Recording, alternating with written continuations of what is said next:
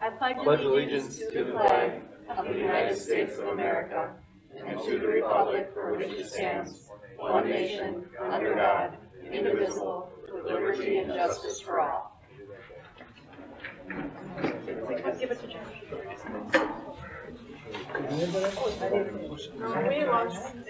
Clerk Miller, roll call please. Roll call. We have Carlson. Present. Miller is present. Martell. Cody. Present. Conway. Yep. Morgan. Here. Miss Crowley. Here. And Greg. Here. Thank you. Are there any agenda adjustments?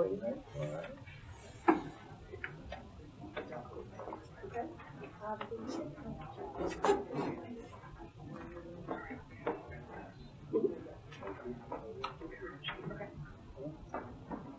right. Motion to approve the agenda as written. I'll second. Any discussion? Those in favor, please say aye. Aye. Any opposed? Okay. Agenda is approved. We are at announcements. Special board meeting on May 31st. The printed agenda says 6 p.m. The actual time is 5 p.m. for the special board meeting on May 31st. So that is a correction from the printed version. Online version is correct.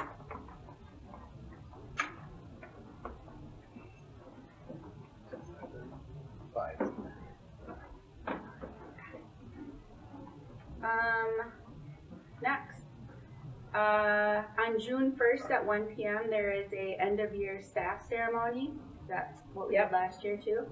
That was great. And you need board members there to serve food? Yes, and it would be fabulous if we could get as many as possible. And we'll have different jobs for you, and we can do some fun things. I'll be there. So, just, yeah. Check in with Brittany. It's going to follow the same format as we did last year's.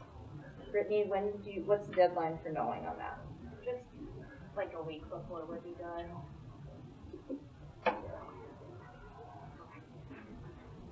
All right, graduation will be on Friday night. It's June 2nd at 7 p.m. at the Community Ice Arena. And we would like us there to hand out flowers. That'd be wonderful. So doors open at 6. We will have all board members sit and over in the staffing area. So there's going to be a spot kind of offset from the stage a little bit where we're asking all staff to sit. So if you want to bring someone with you, a spouse or someone else, feel free to. If you have a senior who's graduating, you choose not to sit there, you want to sit, with all your family, that works too. So. And there will be a survey being sent out for staff because we're giving the opportunity for staff to attend and do a trade for a couple hours of work during the day. And I haven't sent the email out about that, but just so the board knows, so that if staff members who have supported the seniors that are walking want to come and see, they don't have to put in additional time from their work day. They'll be able to deduct 2 hours from their work day and fill those in at night. Very nice. And so we just want to make sure we have enough seats, and so there'll be a note there that you can fill out, and tell if you're bringing a guest or yes, a +1. Alrighty, and looks like we have the fall homecoming date set for September 29th. So that's nice to know that ahead of time. Is that a football game? Home football game? That is a home football game date, yes. Okay. Who are we playing? And Falls. Ooh. Yeah. Alrighty, moving along. Do we have any community input? No community input. Ms. Caitlin Miller, we want to thank you for your service to the board. We do have a card that's coming around for you, and we got you a nice little plant to remember us by. You've done a fantastic job. And we are now ready for your report. Okay, so student council is starting to plan homecoming, which is the date, obviously. And then we planned like the dress up days. Our last meeting was yesterday, or like our final meeting of the year was yesterday. And we just talked about that, and I think they'll meet in the summer too. And I heard that the open house night went very well. All the classes did like different experiences, or like different experiments, and people got to see like the chickens in the courtyard, and there's a lot of activities, and it was a good time.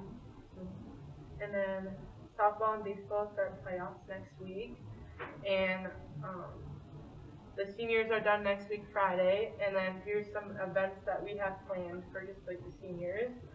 So Wednesday, May 31st, we have a senior picnic, and then Thursday is the elementary school walkthrough, and then we have a mandatory graduation practice, and then we have a banquet at Drugan's in Holman after that for like a lunch, and then we made a slideshow of like different things, like awards that people won. They're kind of funny.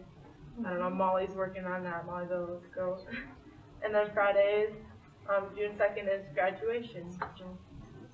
And that is all I have for you guys. Thank you for allowing me to be here and share the positive things going on in the school. So yeah, thank you all. Thank you. Any other board members have any? Ms. Miller? The card is on your desk. The card is on. There's a couple more that need to Okay. sign it. All right. We'll get it to you, Caitlin. Okay, Mr. Braun, Education Minnesota report, please. Yeah, to immediately just piggyback off of Caitlin here, I do want to say that having all those family members in the school was really exciting and really fun. I don't think I've seen that many elementary age school kids in that building ever. They were inquisitive, they were curious, they were excited. That was a really fun night, so hopefully we can continue with that. But beyond that, this month's Ed Minnesota Board Report got a lot of art, so for you art lovers, this would be a good one. Also, once again, a reminder of how unskilled I am in many different things. So kindergarten, first grade clay projects, a lot of creativity, a lot of color. Again, it's really exciting to see all this really cool stuff kids can do, especially at that young age. Jump to the next one. Second, fourth grade clay projects. It's a lot of work with those kinds of things. High school is doing something similar, so it's cool to see how we build on those kinds of things. This one I was hoping to get a little bit more detail on because it's just very unique, but the Creeping Fleas, the spring concert projects, again, it's really fun how kids kind of envision those kinds of creatures in their minds. And then, of course, classic, finished paper mache, crayons, colored pencils, you name it, the kids make it their own. Ms. Kreisman's environmental science class, been doing a lot of stuff outside recently. Kids have had a really good time doing that. The most recent one was solar ovens. As you can see, they're cooking some s'mores. Cinco de Mayo. So one of the really cool things Mrs. Flowers is doing with the kids is going through common misconceptions about Cinco de Mayo. If you didn't already know, Cinco de Mayo, a lot of people think it's Mexican Independence Day. It's not. So again, trying to teach those kids while they still get to use Spanish. Again, just it's a really good way to integrate them into that culture. 8th grade leadership class. So again, a lot of really cool things. Also something they're continuing to build on, so I get to see those leadership skills once they come to high school along with everyone else here. But going out, working Kane Street Garden and Lacrosse. Again, service is important. It's something we want to push. The next one, CPR certification. La Crescent Fire Department came in, collaborated with our 8th graders, teach them some CPR. And again, also part of their leadership course. MSHSL art competition. We had a lot of kids do really well. Mrs. Greener especially sent me a message. She wanted me to give a specific student, Brody Reeder, a particular shout out. Because I don't know if you've seen his video. If you haven't, let me know. We'll try to get access so you can watch it. It's incredible. It's an interpretive art and dance. But if you look at that portrait on the left, that's actually what they danced on along with the shirts that were worn in the actual dance. Pretty cool stuff. Jump to the next one. Again, just a lot of really cool art. If you haven't had a chance to walk through the high school recently, it's all put through the halls. It's really fun to see.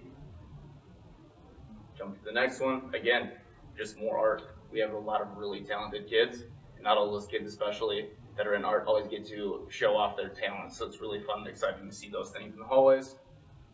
Jump to the next one. Again, if you've not gotten a chance to come see, please do it. It is really cool stuff. It's really fun to put, again, the talents and the identities of our kids on show and display.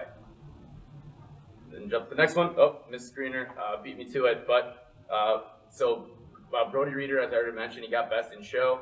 There were 12 superior ratings, 6 excellent ratings. So again, we've talked about band, we've talked about choir. It's important that all these other activities and extracurriculars get the credit they deserve. And then, I don't know if you would look at this without knowing that it was sculpture, it actually kind of looks real. That charcuterie board is pretty cool. But again, photorealistic food, just all the more cool things that they're doing in art class. Jump to the next one, just more food. So again, really cool, really fun. It's kind of fun to pick the kids' brains as to why they chose what they chose. Grilled cheese. Looks pretty good. And then monster heads. You'd be amazed at how many kids try to give those things away so we can have them as decorations in our rooms, which is also really fun. I enjoy that a lot. And then, given she's popular today, Mrs. Greener, giving her a shout out for Outstanding Leadership Award. So she was nominated and, of course, won that honor. So in recognition, the dedicated service to children, parents, the school, and the community from Hiawatha Valley Teachers United. And again, we just want to really congratulate her. She actually met my mom in that trip, so I'm sure they talked a lot of smack while they were there. And then jump into the next one. Discovery 3K. I don't know, these pictures are all really fun, but if you look at the one on the top left, I guess you'd just say farthest left at the top. That smile on that kid's face, that kind of just says it all. Kids having fun playing out in the rain. I mean, you look across all age levels, I think everybody's going to be smiling. So again, it's just fun to see. They brought the little garden gnomes to life. Yeah, oh, I know, right? Yeah, That's what it looks like. yeah, it's fun. So again, a lot of fun things happening. I'm glad we get to continue to share that with you all. Thank you, Mr. Brown. Yeah, you're welcome. Board member report. Anything not already listed on the agenda that you'd like to share, Nikki?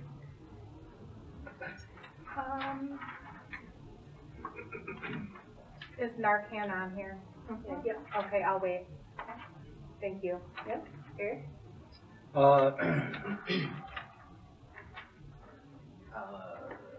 Yeah, our committee met, Greg and Danielle.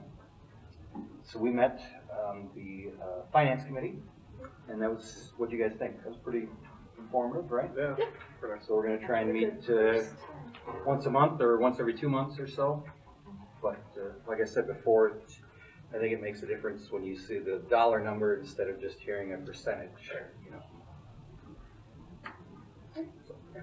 Thank you. Greg? Nothing to report. No, sorry.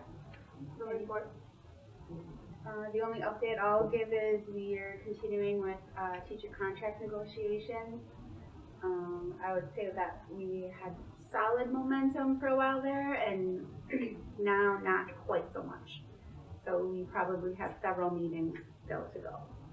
We added an extra one Thursday at 5, and then we'll meet Tuesday again at 5. So we'll see how those go. Can I'll do a shout out. I went to the District 300 Foundation. It was phenomenal. So kudos to Brittany for putting that together, and Darce and the rest of you. How much money did the foundation raise? 14,000. Wow. It was a lot of fun. So well run, well attended, and nice work. Thank you. Thank you.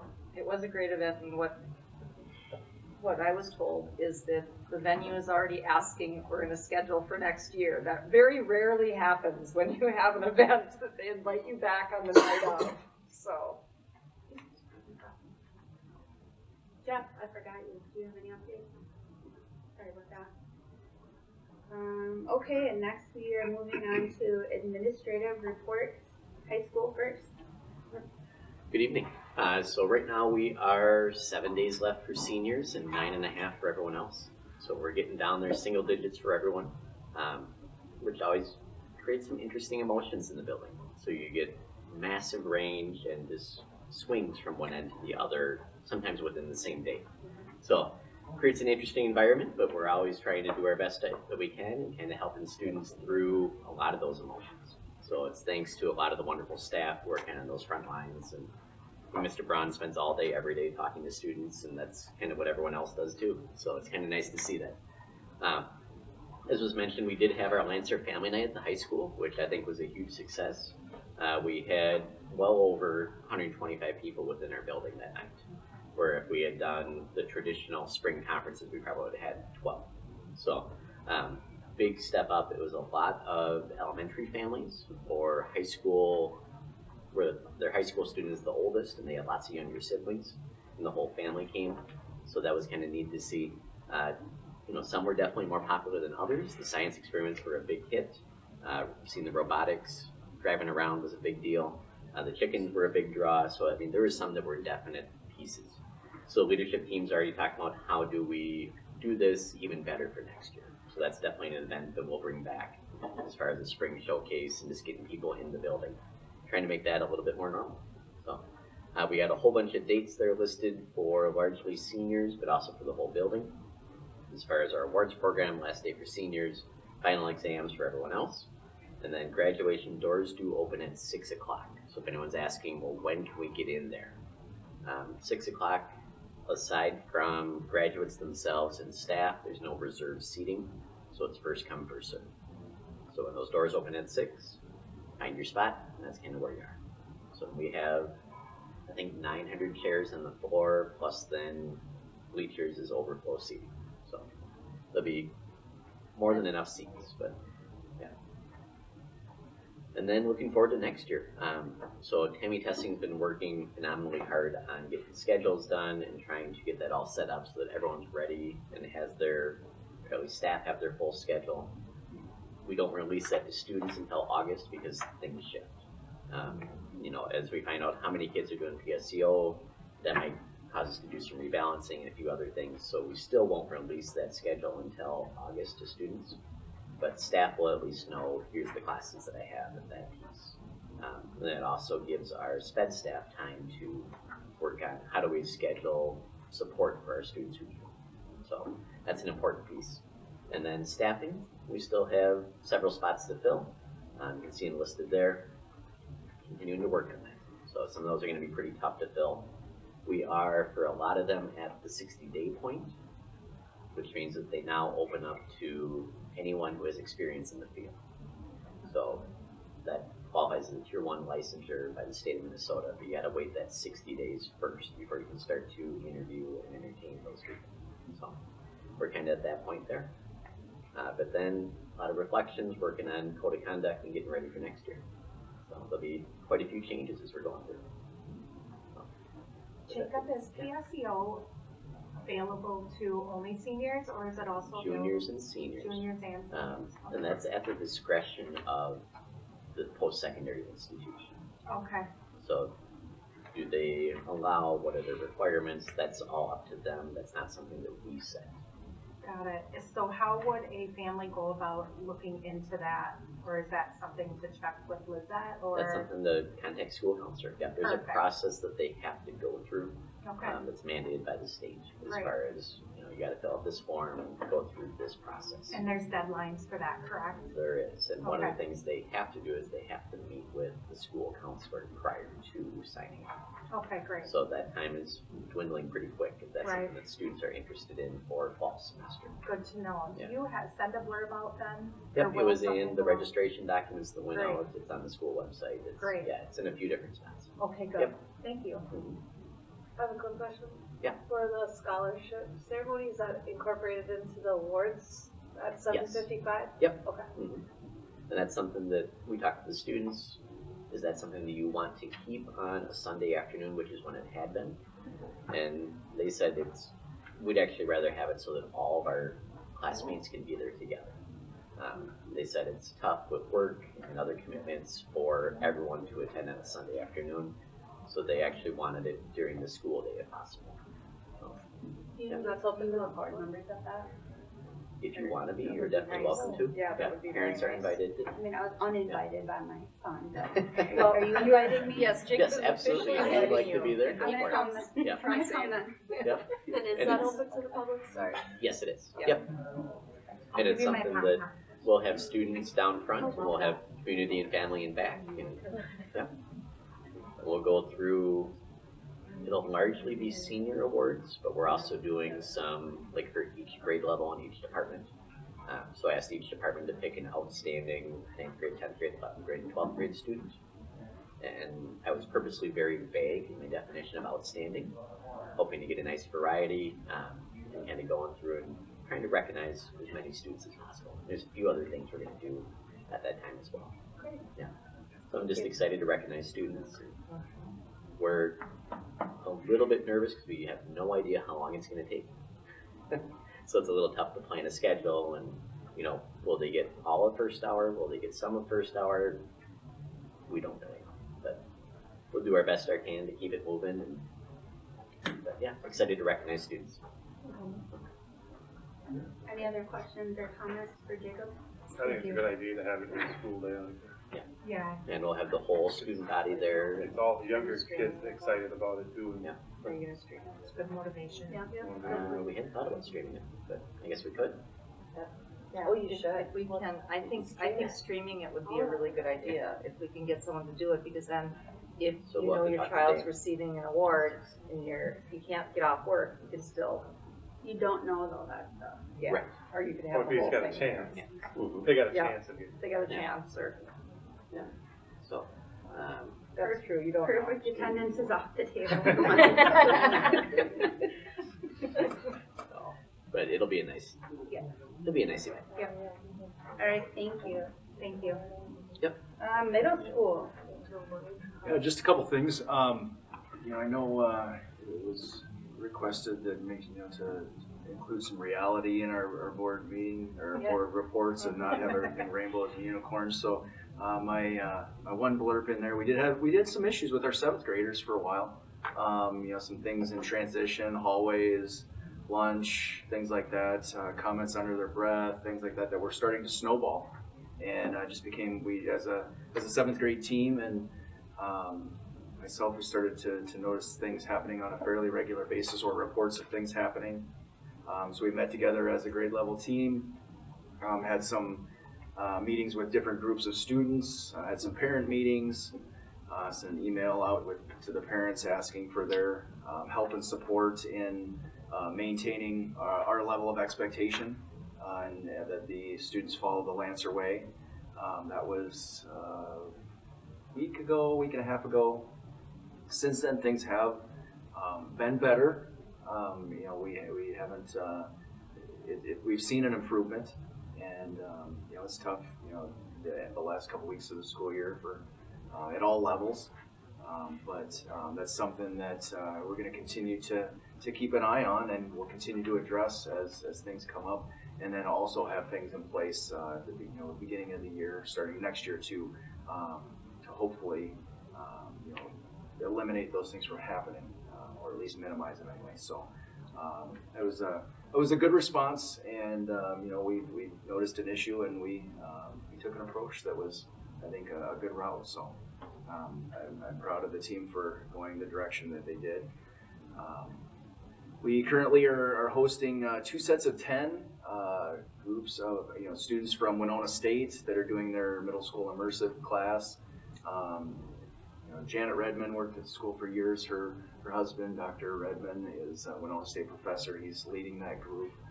They come in, we give them a classroom in the middle school. They go out and do a variety of field experiences,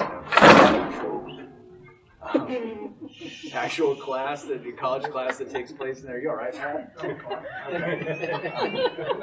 He's qualified to clean that up. We're good. Yeah. It was so exciting, Josh. You know, I go in and talk with the class a couple different times. I got to chat with them a little bit last year as well. But we spent some time just talking about how our school operates, but then also what employers are looking for, kind of what types of questions and things that they should prepare for interviews. And then every year that they've been doing this, they've partnered up with our teachers to run different activities. The last day of school, we're doing our 5K. We're splitting our 5K up this year. We're doing it 2 times. We're doing a 5-6 in the morning, and then doing a 7-8 5K right after lunch. Nice. And then when one group's doing the 5K, the other group will be working with those Winona State students with different activities, and so it'll be real nice. And it'll be an opportunity for those Winona State kids to lead activities and have some of those experiences as well. So it's pretty cool.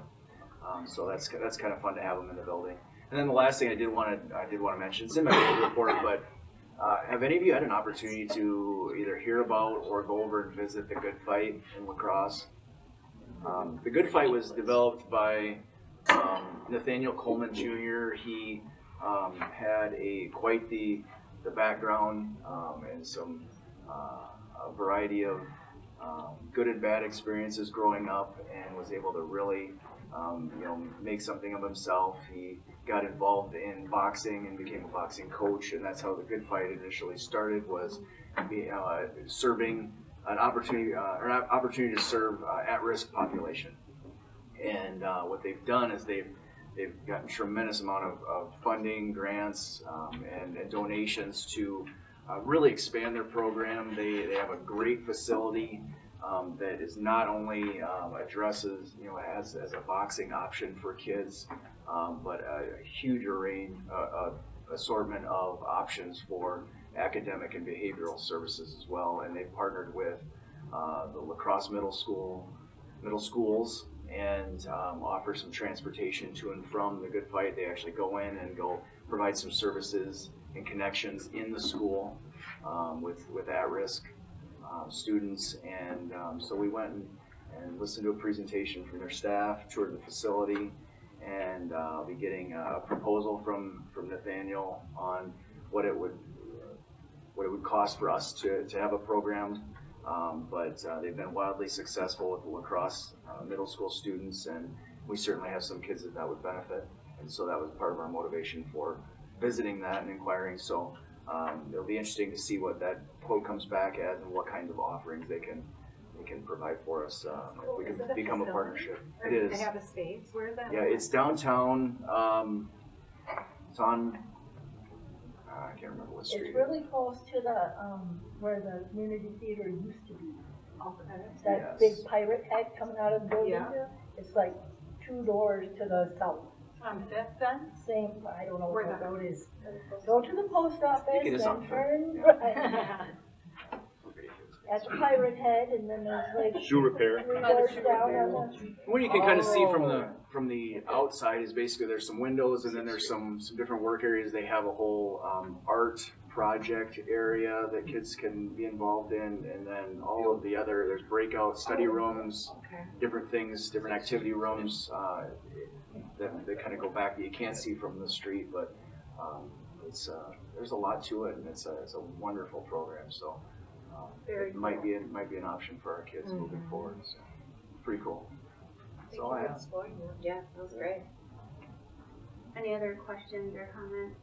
I'll just say, Josh, I appreciate seeing when there is an issue going on in the school, what was done about it, and then what the outcome was. Like, that's really helpful for the board to see. We know that things happen, are going to keep happening, and it's helpful for us to just understand what you're seeing and what you're experiencing at the various levels. So thank you for that. Jeff, elementary. Sure. While you're booting that up, this Friday, if you're not doing anything at 8:45 a.m., we were hosting a bluegrass family band from Nashville that came to us free of charge, sponsored by the Southeast Minnesota Bluegrass Association. And we're going to use some of the Olson family funds, which is for an event like that, to get some swag for the kids to really celebrate that. So 8:45 Friday in the gym, no cover, no minimum. Should be fun. The Baker family band is good. So it'll be exposing our kids to something they wouldn't otherwise see. Leaving to Learn season is upon us, and our students are going to Farm Safety tomorrow down south of here. It's not just like how to be on a farm, but it's like lots of just general safety things. So that's a 4th grade field trip. We did have a formal bullying complaint that I followed up on just today, so just an awareness that that form is functioning. And I follow up within 24 hours on reports of bullying. In this case, it was founded, and so I visited with both of the families about that. So, what else? Get to the good stuff. Get to the pictures. I forgot what I even wrote. A Bike to School Day happened. We've got some data. You can see this on our website. Our educational improvement consultant, Jen Gephardt, did a walkthrough and found some very strong indicators that PBIS, the Lancer Way, is strong here at our school. So we put that out on our website, kind of in a dashboard, so that parents or lay people can see at a glance the good things that we're doing. Keep scrolling. I thought it was interesting that more students than staff could recite the Lancer. And yeah, we've got a little bit of work to do about, especially onboarding non-certified staff. But yes, I'm glad you noticed that, didn't you? So our kids are paying attention. So I don't know if you were aware of this, but the last year and a half, I've been attending the Minnesota Principals Academy, and that was a part of the 2020 report. Was a recommendation for me to further my learning as an elementary school principal. So I've completed that now and presented at the U of M. And it kind of connected the themes of equity along with the Lancer Way. And so that was a really great experience. So I want to thank Mindy for supporting me through that and getting building designees to be in the building, because that was like 30 times I was out of this building over the past year and a half. And it's a lot, but the rewards will be coming as my own thinking and leadership impacts this building and this school district. Keep going. Yeah, we got an award. We got a bronze award, and it's in our lobby because we are a bike-friendly designation. Our whole district achieved that, and so that's a part of our community as being a draw for cyclists. And the Ped Bridge, the designation of some of our buildings and businesses, is a part of making this community welcoming and enrolling kindergartners with families. And there's a record-setting crowd that came to school by bike or foot or roll. It's like a walk and roll to school that happens the first Wednesday in May and in October.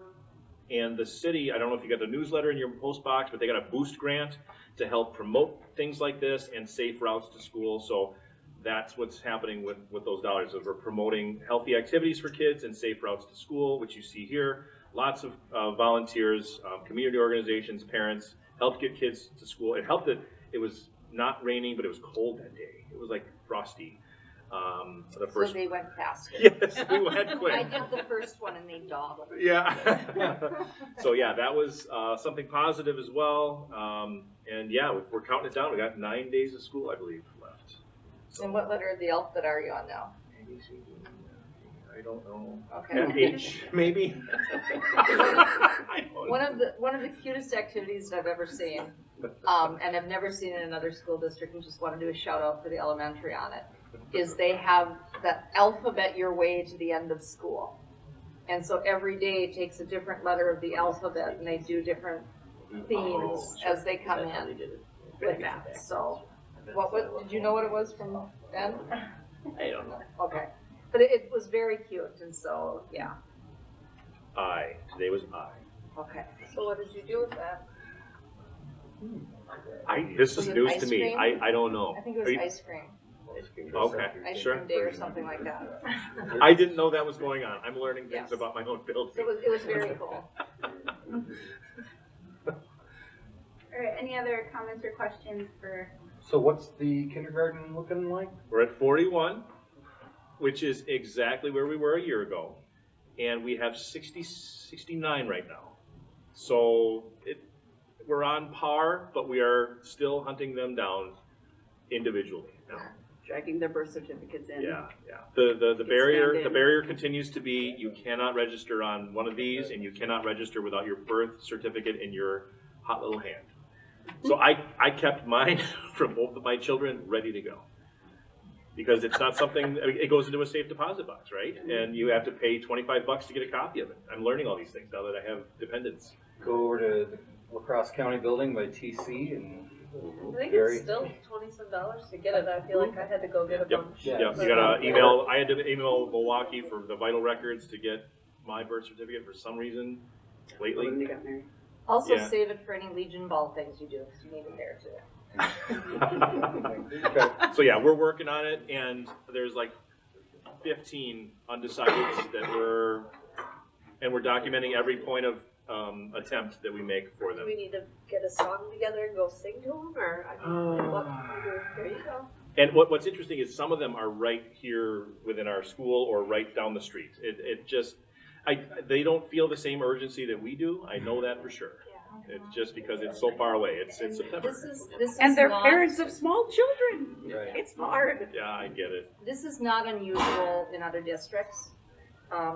However, because the numbers, because we currently have very, very low class sizes anyway, even if we get full, I am just recommending that we hold back on doing any hiring for the one retirement that we have in the elementary until we figure it out, because that will do some of the right sizing and adjustments through attrition so that we're for sure we're doing class sizes. However, we are working on a super secret sneaky plan to potentially bring more bodies into there, which is doing something that I used to do when I was teaching, and I had what I called an early 5. And so some of the 5-year-olds that maybe aren't ready, that are in preschool, we're talking about as we move forward, could we put together a program that would be developmentally appropriate to have young 5s in and go into it with very intentionally saying to parents, this is a program where if we as a team feel that they need, parents and teachers and school, if we as a team feel that they need a second year, this would be a really good way to do it. We'll solve 2 problems if we don't get the class sizes up. Number 1, we will be able to have higher numbers in kindergarten, and number 2, because the early childhood program has done such a bumper crop job of bringing in littles, it will help with space issues down there. So I have a backup plan, so it's not just we either hire or not. However, there are lots of different pieces that need to fall in place as we move forward. So just so the board kind of knows that we've been down that road before. And if we can do that, that also helps build numbers for kindergarten, first grade the next year, and then we can start making sure we can be a little more consistent with our programming and our numbers. I think that's a really great idea. I know a lot of parents who have those young 5-year-olds who are on the cusp. I had one myself, and having another option in our community is a good idea. Yeah, it's a great way to do things, and I love teaching that program. So, is the birth certificate requirement that's a state requirement? And it's a step in the but Brittany can speak to this as well. It is actually not. Oh, it's not. So there are times where if we get to the last fight and they cannot get it, I do accept it without. The reason we do ask for it is because they are vital records, proper spelling, proper birthday. I couldn't tell you how many birthdays I've corrected because they put like this year, or they put their own birthday in, or the kid legally has a hyphenated name, but they don't know that. The kid doesn't go by that, so they want to have it as just like one or the other. There is a lot of value, so we push for that, but ultimately, if they cannot get it, we approve it. I'm just thinking if it's not a regulatory requirement and it's a barrier to registration, can we make an exception? And I can find that out from these 15 and shepherd them across the finish line. Yeah, because if they just don't have time to get it, they don't have the money to spare for an extra one. I mean, if it's not a requirement, let's try to remove that barrier for them. And it's a step in the workflow process in Infinite Campus by design, so it prevents them until. But we'll work with. I work around it, but it's really not like an advertising because there are more than you would think that I have to correct those things. And if I could speak a little bit more with registration, I feel like it's been a theme that when Kindergarten Roundup happens, we have this big bulk that all register, the 40 of them. And then I get some here and there throughout the summer, and then right before school, it's another big rush. Sometimes the day of. sometimes they send them and don't even register them, so it's all interesting. That happens. It does happen. They just drop them At off. least you keep me And, on yeah, your toes, Brittany. I'm very flexible with parents and offering for them to come in person or do a Google Meet or go over the phone if they email documents to Or me a and it paper can be a form conversation. is an option. Paper form, Yep. so I do my best to give them all. Thank you. Brittany does an amazing job with this, and I've watched her at different times when she's had them backed up like cordwood, and other times where they're like, I don't know, I'm not sure when he was born, or, you know, it's like, yeah. She does great. Okay, moving along, community ed. Well, to dovetail into that, the last 2 months I've been telling you about my worry and concern is that we have an overstuffed waiting list for next year. 7 of those kids are kindergarten eligible, so, but their parents have chosen to redshirt them. So those young 5s we were just referring to. But we also continue to have a space issue in terms of right now, if we expand to 4 5-day-a-week classrooms, we no longer have a space for early childhood family education, which is where we are at an all-time high this year for families coming in, and we are finding we are getting families coming from Caledonia, from Houston, who else have been some of our regulars, and quite a few from in town as well. Winona, yeah. Oh, yes, that's right, Winona. So it's something we can't give up, but we still are trying to figure out where will we have all this stuff happen.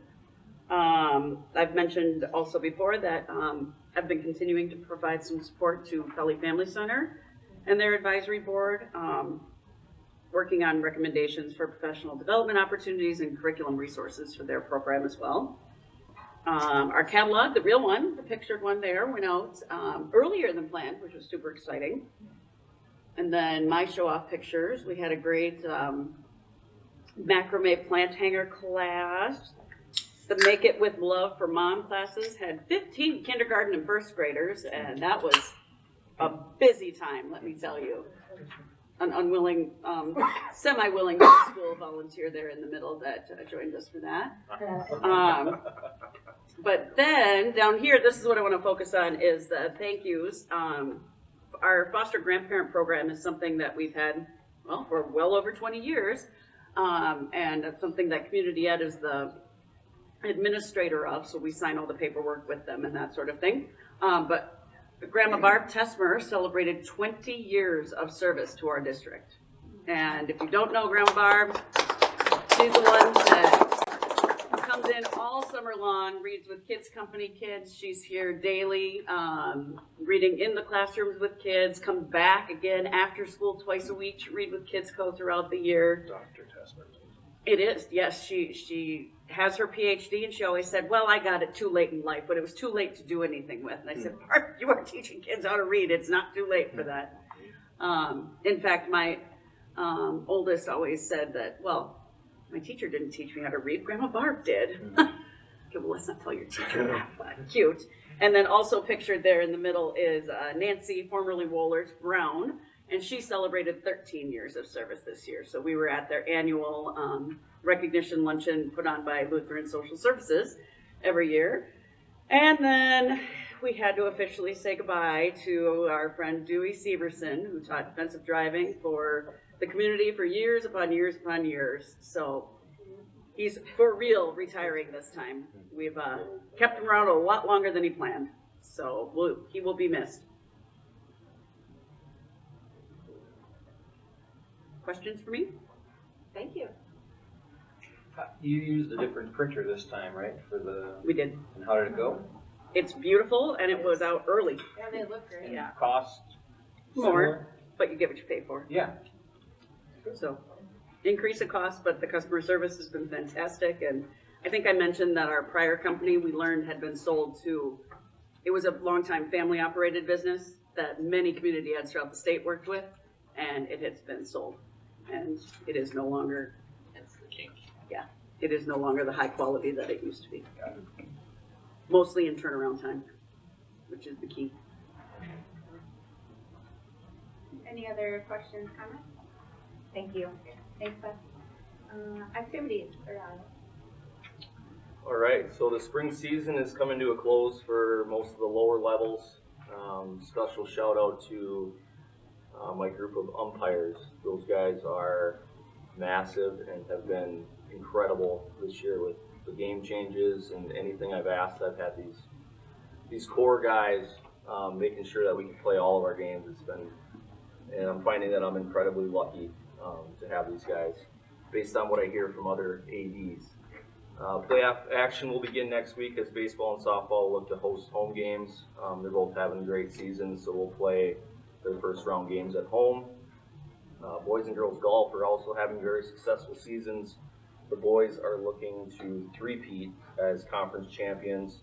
I haven't heard how it went. They played an early match today, and it'll depend on that. Track will also begin their postseason next week in hopes of sending teams and athletes to state. We held a signing day on Wednesday, May 10th in the high school gym. This gave us an opportunity to shed some light and celebrate those student athletes who are continuing their academic and athletic careers beyond high school. In total, there were 9 athletes who signed their letters of intent. And then I attached some photos of our little signing day here. It was really fun, very well attended. I think everybody's families were there. The softball team came and cheered on their girls. Just a really cool experience and thing for all these kids that deserve all the recognition that they get. Thank you for putting that together.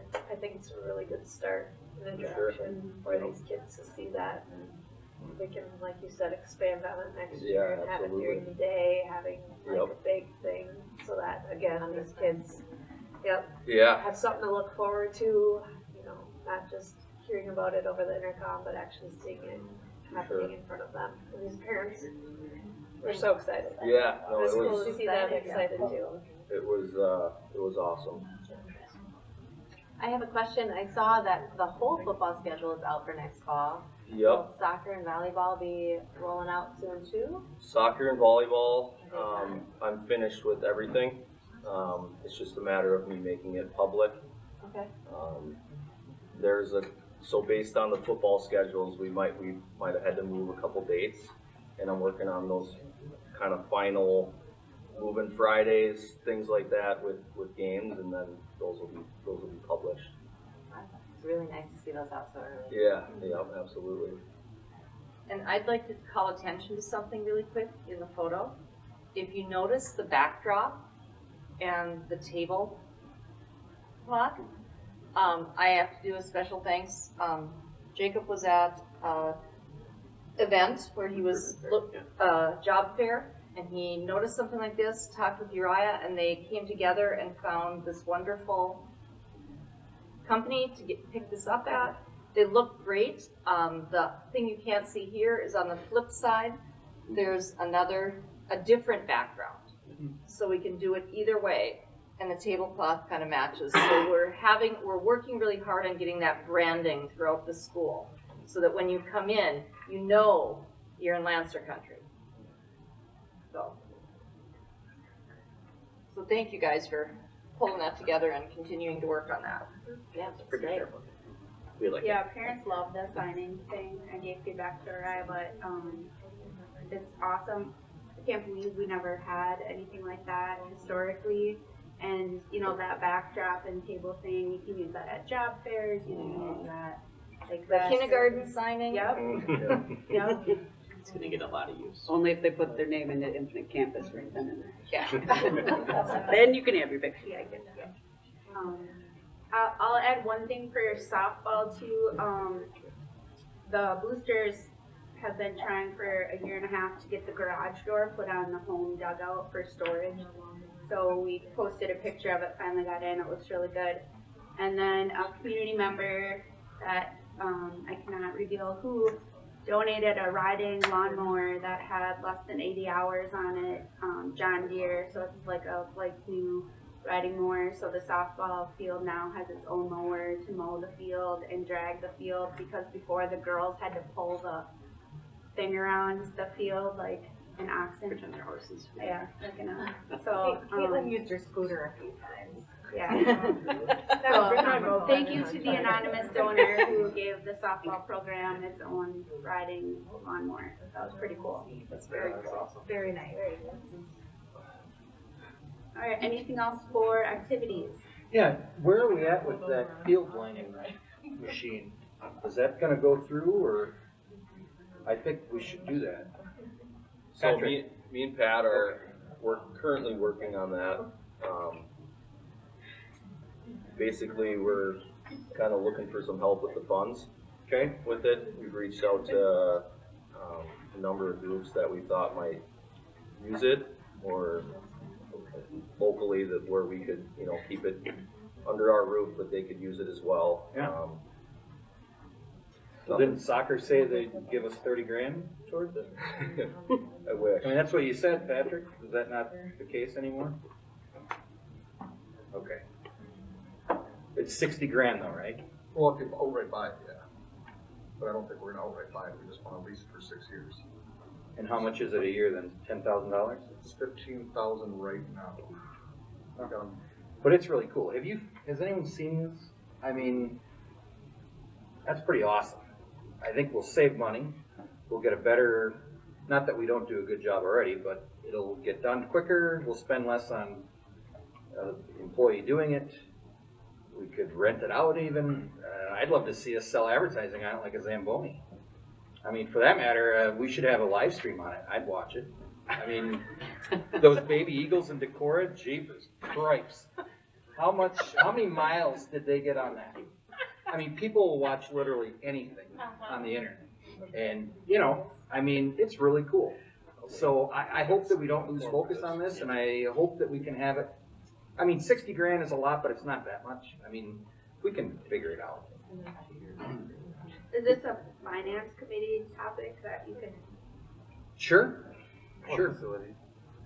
Yeah. Whoever, just so Whatever. we get it. All right, cool. Thank you.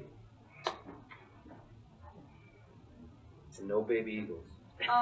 Mariah, any takers on the sponsor letters that went out? Did you get any bites? So I have 3 meetings next week. McCormick Clock, Ultra Federal Credit Union, and WXOW is my 3rd next week. Nice.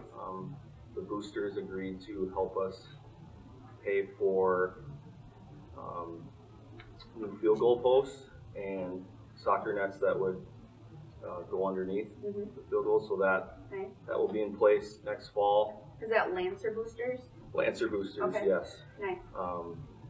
Besides that, I just have a list that I'll keep following up with and see if there's any way they can help. Maybe your 4th appointment could be with Apex. I don't know. Oh, they're here.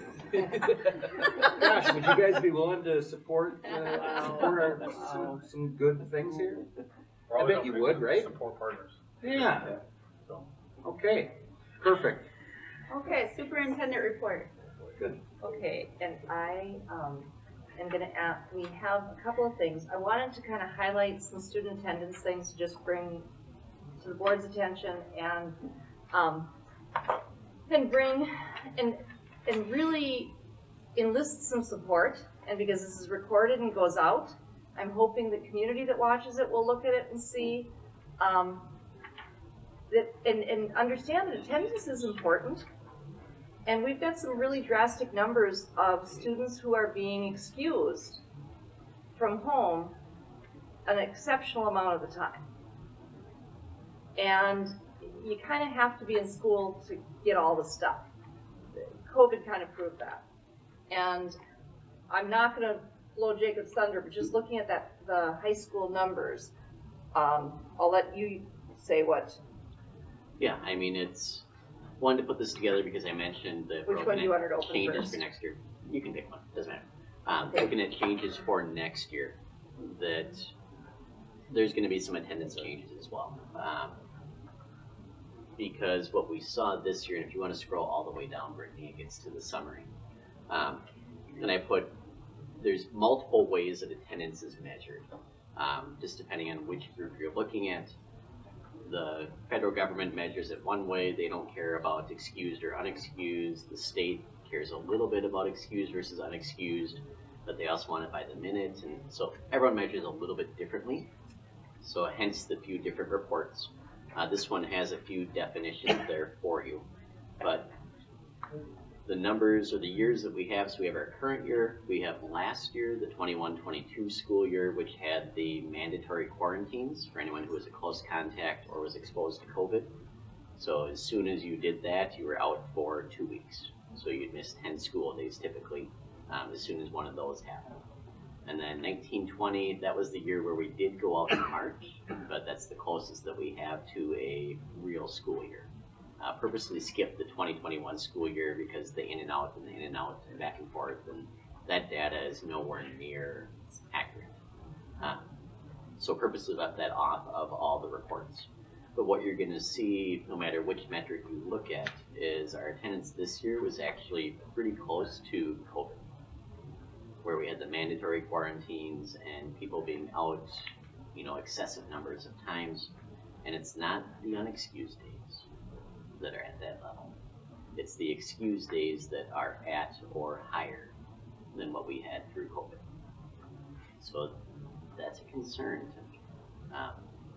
Where we have students who are out significant amounts of time. What are they being called in for? Anything and everything. I mean, from mental health days to, doctor's appointments that are unverified, to we have to go to a funeral and it's the 4th one this month, to, it's all over the board. But it's the parents that are phoning it in. It's not the kids saying, yep. Correct. Unless the child's over age of 18. We've got a few of those that you get to the end of senior year and you always get a few of those. Yeah. But Brittany, if you want to pull up the one that's labeled exact day count, I think that's the one that is probably most telling a little bit. So I broke this one down by individual students and how many days they have missed. So that first column, that's for an individual student, and this was as of May 10th. So the maximum number of days missed for a student this school year was basically 67 school days. And now, devil's advocate, is this 67 days? So if they came in late one day, is it still No, this measures by the minute. By the minute, okay, got it. Right. So our school day is 300 some minutes long. So you can multiply the 300 some minutes by the 67 days, and that's how many minutes of school. Okay. And I saw in the first slide, some of the kids transferred. Is this for the kids that did not transfer? This is for students who were enrolled in our school at that time. Yeah. If someone leaves our school district and switches enrollment, then basically their enrollment stops. Yeah, so we would stop counting them as absent. Yeah. You can see how that compared, but the most telling thing is if you look down at that 1920 school year, the number of students who were 30 plus days missed, we had 4. If you look at the line above, now remember this is with the mandatory quarantines, right? So if you get a close contact once, you're automatically in that 10 to 19 days range.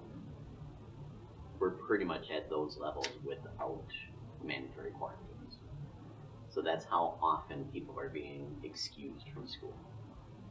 And do we feel it's just because parents understood from last year that your child could miss a lot and still be okay?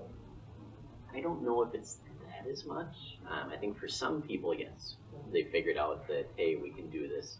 I think that the, mental health day, we're going to take a vacation when we want to because they had that freedom last year. Those things are much more prevalent. We're seeing an awful lot of, we're going to take a family vacation whenever.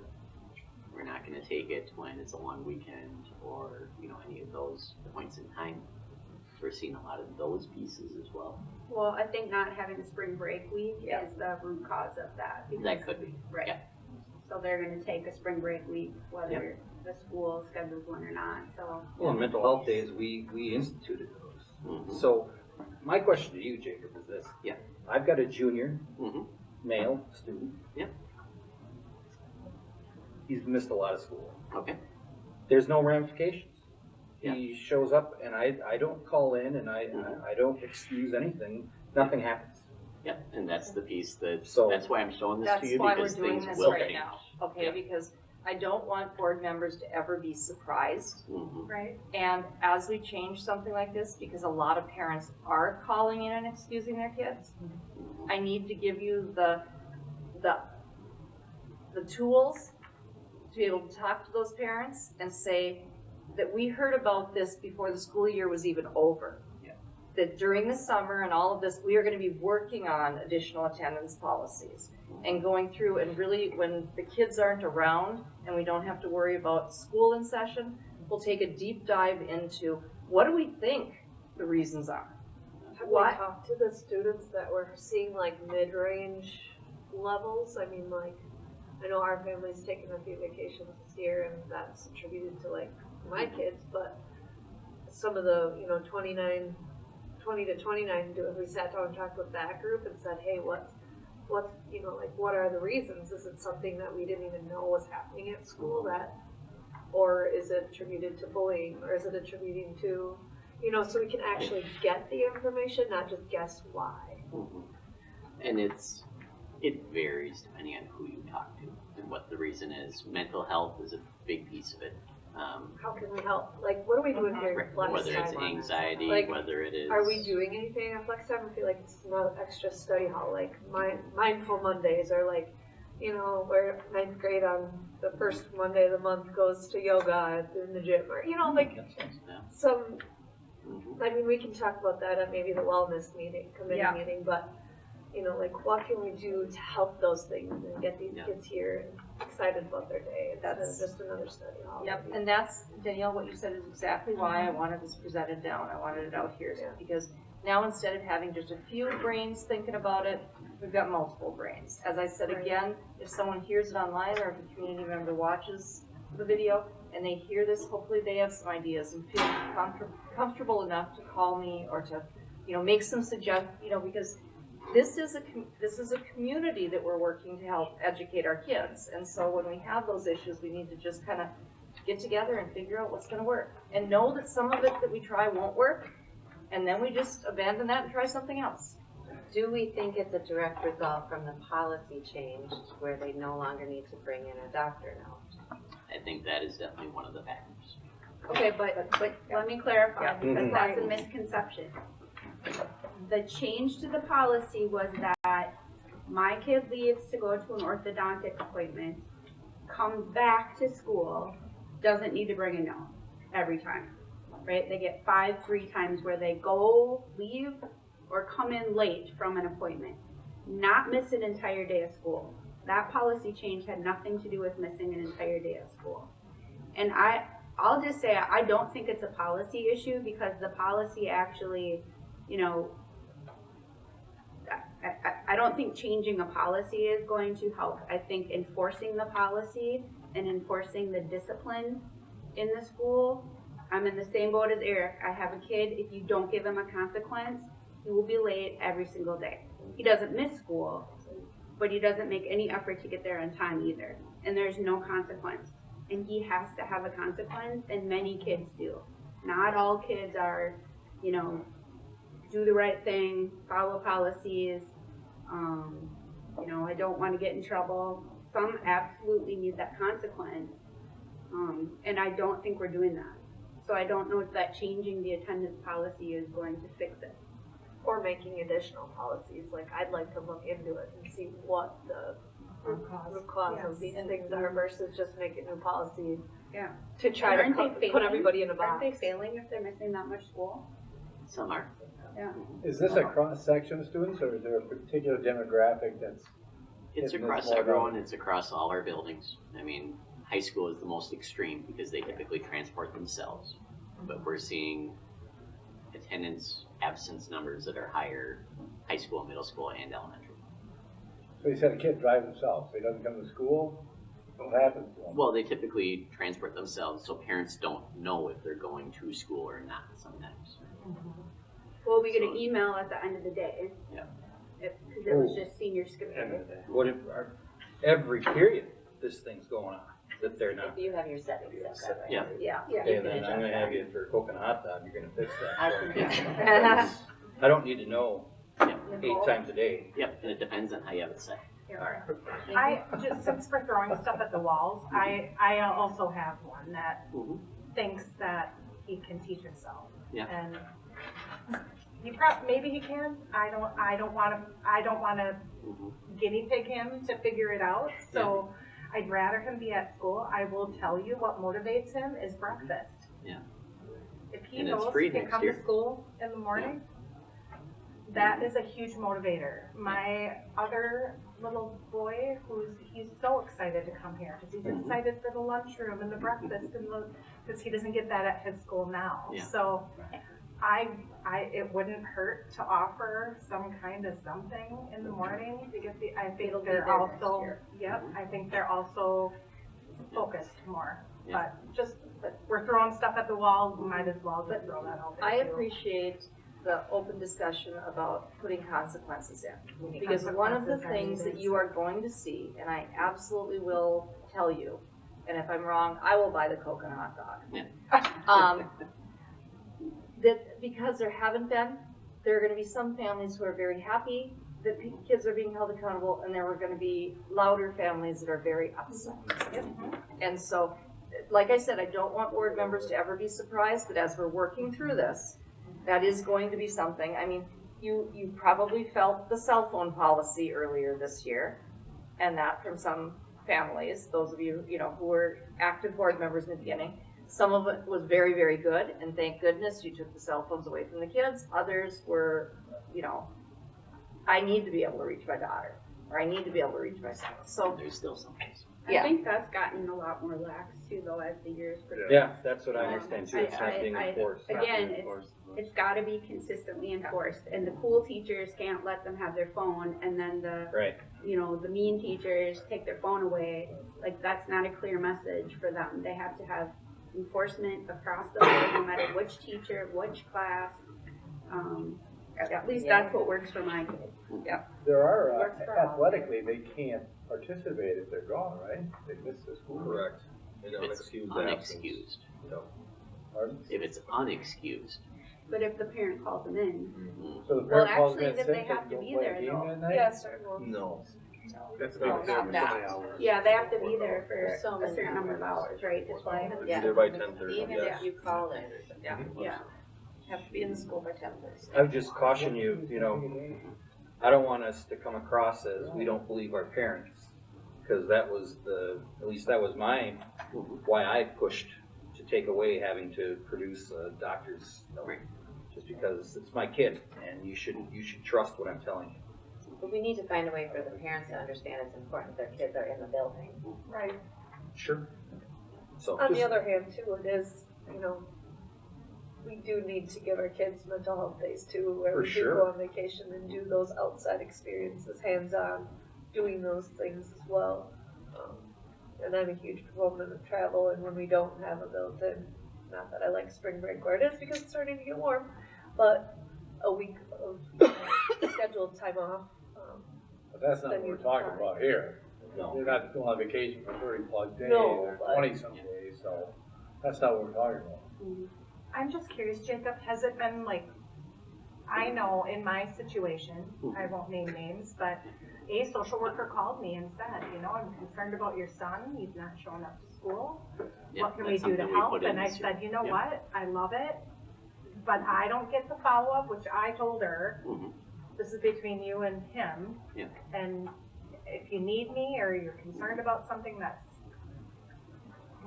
needs my attention, then let me know. And I'm not saying I want the follow-up, I'm just saying, is that being done continuously, do you think, for those 117 kids? Yep, that was something we put in that's a layer for our attendance piece. Okay. Because once students hit a certain threshold, they get either a call from our school nurse or our school social worker. Yeah, Yeah. and I love that piece, I think that's great. I'm just curious if that should be happening sooner? Like, maybe if we can catch it a little earlier, or have, I'd love the taking some less time to try to catch some of that stuff ahead of time. Whether it be A through M's are on this day and they're taking a survey or PHQ-9 or I don't know what you want. I mean, obviously that was just an example, but I'm just saying like. And that's something we started this year for the first time, trying to add in that extra layer of support for families that needed it. And, you know, we're looking at evaluating how did that work? Did we call it the right time? Was it the right number? You know, right. We're looking at that. It's not a black and white issue. Not at all. No. Does mandated reporting for like educational neglect come into play at all? Educational neglect is for 12 and under.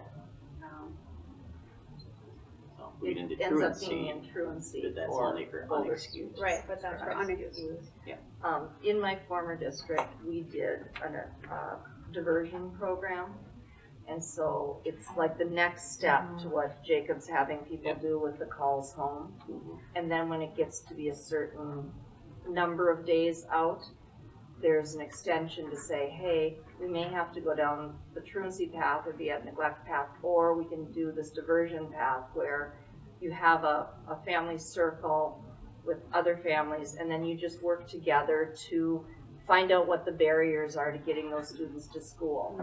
And you work together, and it's anywhere between a 6 to 10 week program. And we always do them on Wednesday nights. And we just get together, and it sometimes helps for other families to be able to brainstorm with other parents. And we'd have the parents and kids together, we'd have the parents and kids separate, and there was a program we followed, and we saw incredible success with it. Yeah. It's very labor intensive. It is very labor intensive. Yeah. Brittany, can you pull up the other one, the federal data, and scroll down to the very bottom, please? So this is how, go all the way down. We have a summary right there on the last page. So this is how the federal government measures attendance. And again, the same 3 years we've used before. Federal government's a little different in that they only recognize an absence if it's a half day or more. So if a student misses first hour to the federal government, that's not an absence. Okay? So they only consider, again, when it hits that half day or more mark as far as how they measure numbers. And they consider someone a chronically absent student if they miss 10% or more of the days for that school year. And they don't care if it's excused, unexcused, or something in between. They just look at how many days have you missed. So again, this is going back to May 10th, so our numbers are going to increase from there. But we had 76 of our 389 students who met that chronically absent number. That's exceptionally high for a district of our demographic. Where should we be? We should be back down closer to that 24 to 30. So that's kind of where my level of concern gets really heightened. You know, why are they missing is a great question to ask. That doesn't seem to have a consistent answer right now. You know, a piece of it is that we came out of COVID and there are students who feel that they can teach themselves. I don't need to be at school, I figured it out for 2 years at home. Their grades most often say otherwise, but that's their belief in their head is that I can do this myself. You know, the families that really liked having their kid at home, or the kids who really liked being at home, whether it's due to anxiety or depression or other mental health pieces, they're missing a lot more school than they used to. There's some legitimate health pieces where students are going through medical pieces, and that's where, you know, out of that 24 that was there in the 1920, I'd say at least half of those were probably chronic medical conditions, where those kids are going to miss. I mean, they're going through whatever it is, and they got a lot of stuff going on, and school's not their highest priority. We get that, but it shouldn't be, you know, almost a fourth of our student body that is in that chronically absent portion. So just, I appreciate listening, I appreciate the time in this. I just want to make sure, you know, and we have to, as a school district, collect absence in all of these ways and have systems that will do this and look at it. And they each are used for different purposes. But as my last statement, what I would like to see as we work through this is the numbers in the chronic students and the perfect attendance students flip-flop. You know, so, thank you, Jacob. Yep. I appreciate that. Any additional questions? Otherwise, can you pull up the Teamworks update? So I would just say, I very much appreciate you bringing this to our attention and that it is, you know, obviously a concern. Other than getting our own kids to school, is there anything the board can do at this time to support this? I don't know at this exact moment. When we start talking about handbook revisions and code of conduct revisions, you're going to see some things in there that are targeted specifically at attendance. And kind of how are we going to help hopefully address some of this next year. And like Superintendent Crowley said, there will be some families that will not be very happy with some of those changes. Because it's going to mean that, you know, when they take their 4 vacations during the school year, or when they call their kid out every Friday because their kid's actually doing childcare, because they don't have childcare on Fridays, or, you know, those are some of the things that we run into that now those will be unexcused absences and their kid could have truancy filed as a result of that. So, that's gonna happen a little bit. And my suggestion on top of that would be, you are elected as representatives from the community.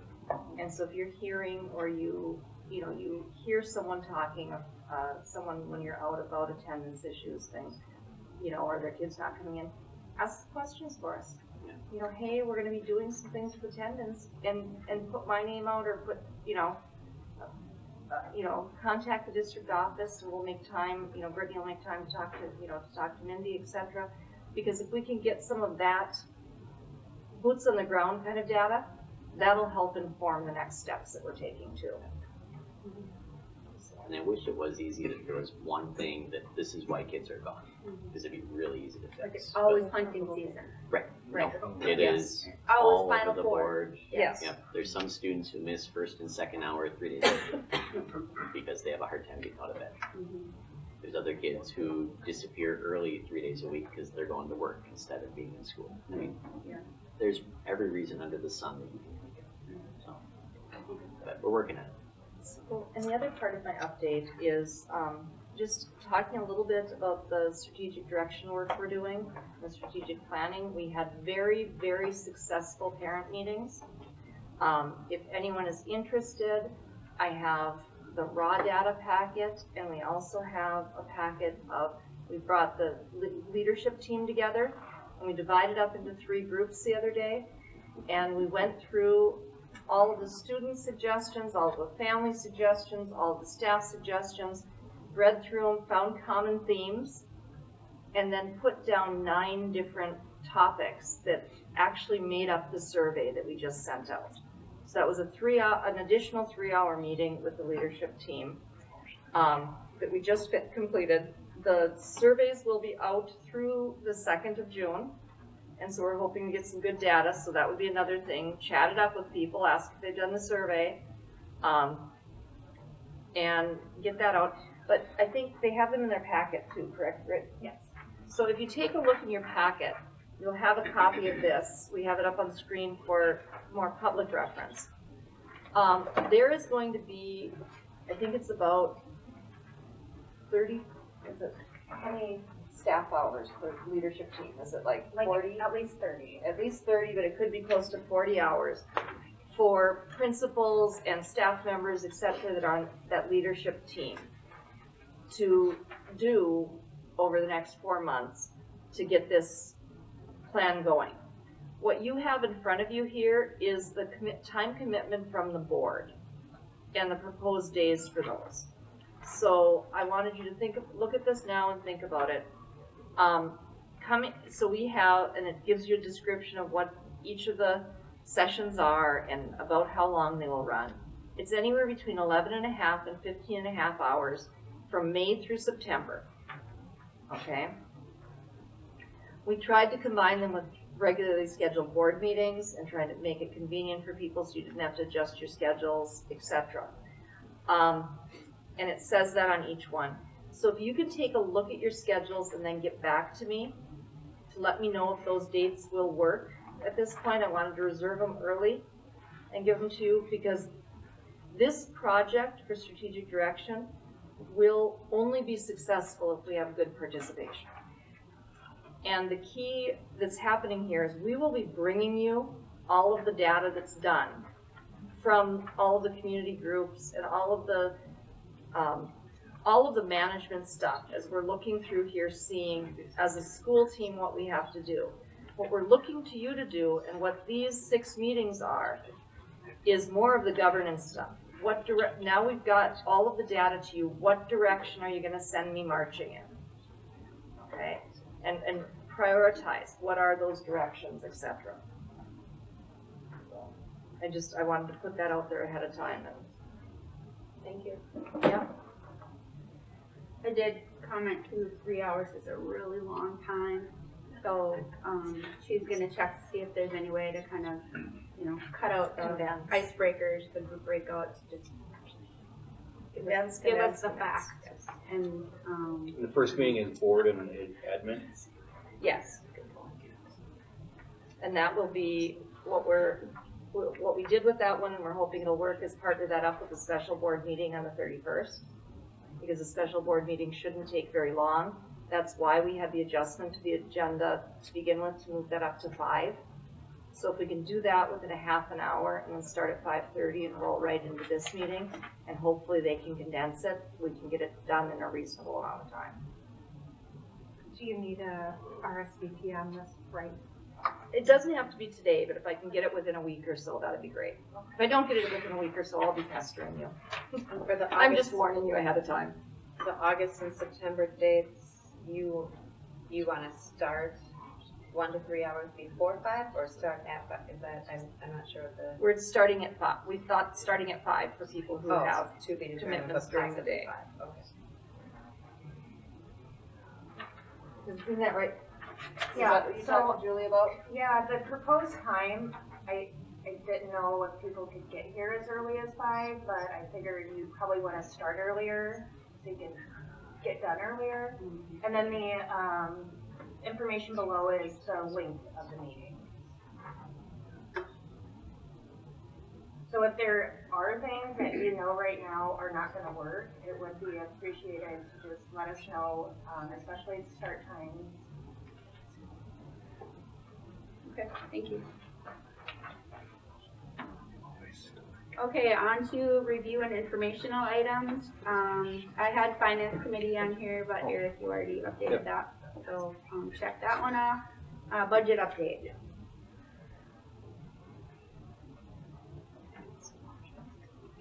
And if we want me to get Julie on, I can on a Zoom. But this is the budget update she turned in at this point.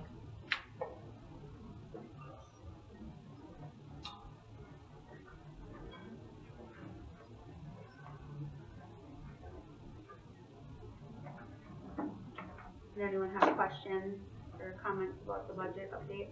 I didn't have any. No. All right. Community survey results. Darcy. Yeah, so we have that pulled up. When I was talking to the community, there was a little bit of confusion about the survey that went out and the timing of the strategic planning meetings. Some people thought that they didn't need to go to the strategic planning meetings because they did the survey. They thought that survey was about the strategic planning and not about financial stuff. I tried to explain it when I came across people, but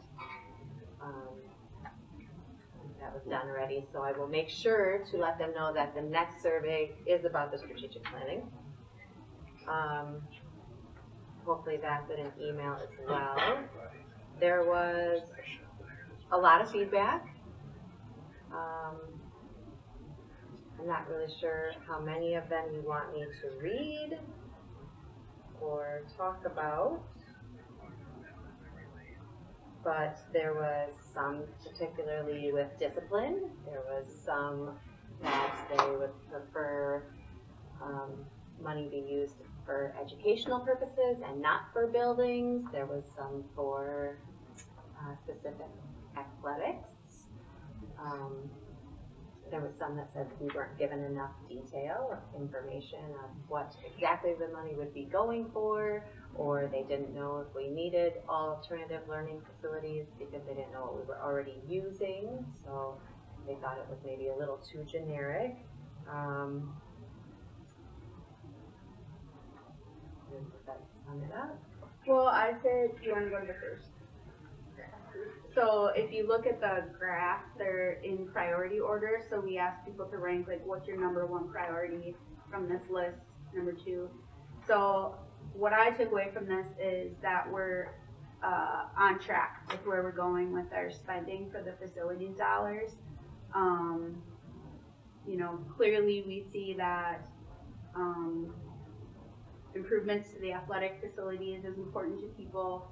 The Alternative Learning Center, and we are making efforts on that to have a space, and play space improvements. And then if you go down, so they're ranked in order, but if you go to the very last one, you could see from that list, which is not as important to them.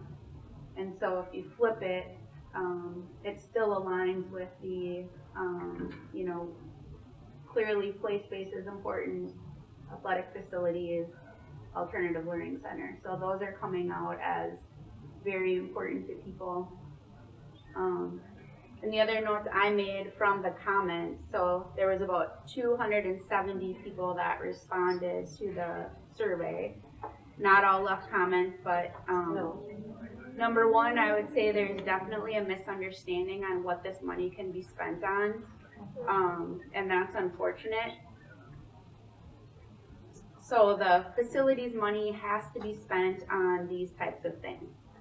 There were comments in there that we shouldn't be spending this amount of money on facilities. It should go toward teachers. We should be paying teachers more. And unfortunately with this money, that's not an option. We have a certain amount of things we can spend the money on. And so, you know, that's an unfortunate thing that I wish people would attend board meetings or listen to the recordings and hear the many hours of discussions we've had over the recent meetings on that. And I can tell you the staff themselves are not understanding that, you know, they see we're taking out, you know, $7 million and not giving the teachers a, you know, 10% raise, right? It's different pots of money. So that's a very big misconception we have, and that was coming out in the comments too, right? Like you should buy new uniforms for teams. You should, again, things we can't spend this type of money on. I would say comments very much supported that we need new locker rooms and lockers, like middle school lockers. Which is already on the plan. Yep. So I felt good about the results because parking lot was mentioned many times by people, and that's being planned. Bathrooms was mentioned many times that, you know, it's embarrassing when people see them from other communities. One thing that stood out that doesn't come out of this, but I would really like to see us do is several comments said they want more books in the library. And that's something we need to make happen.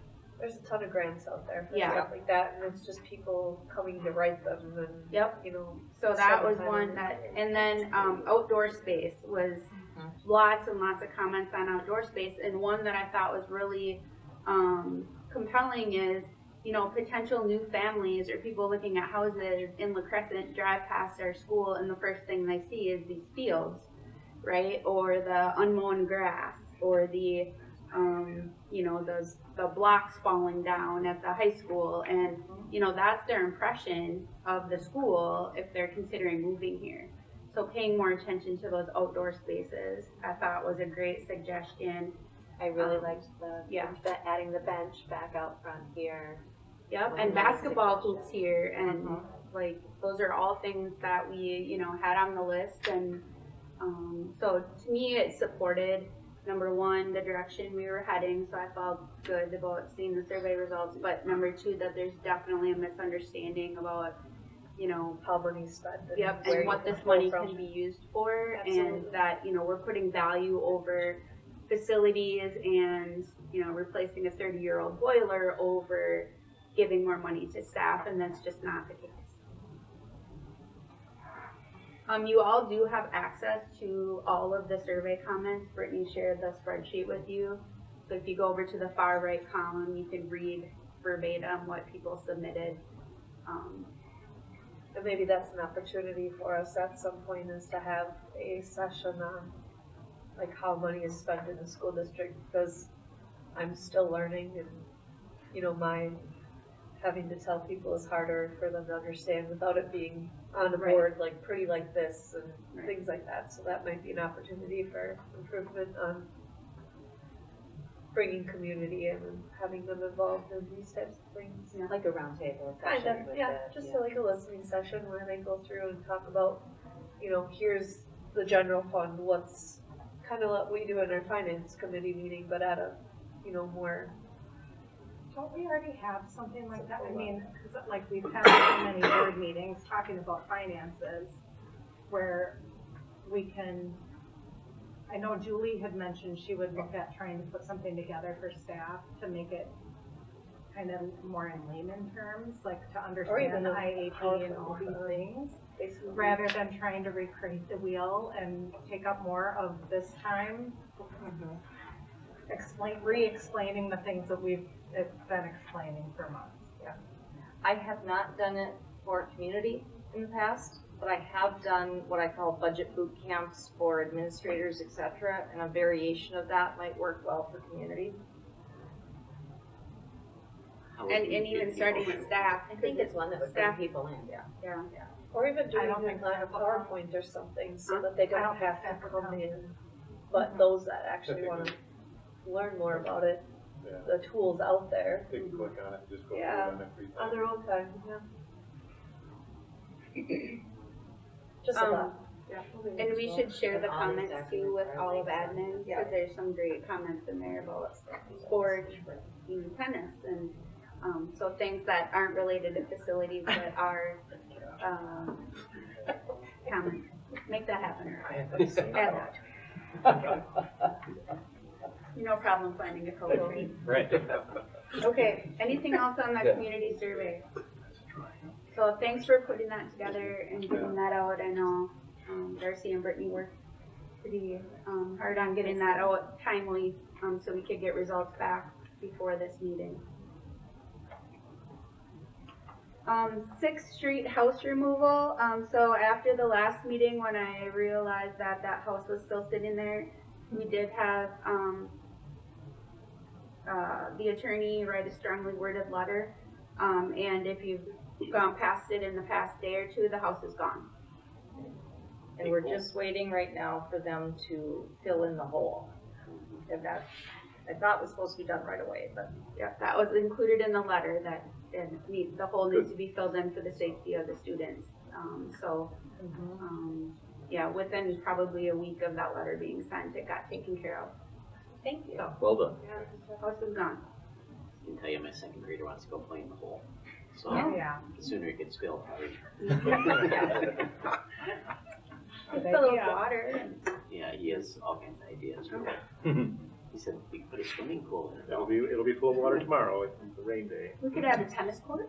Yeah. Oh yeah, there's our tennis racket ball. Hey, swimming. Swimming. Okay, pupil enrollment.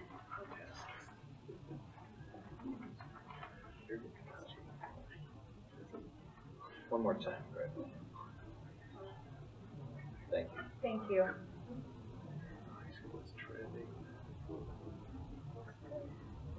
Okay, any comments, observations? Alright, on to the next one, student behavior.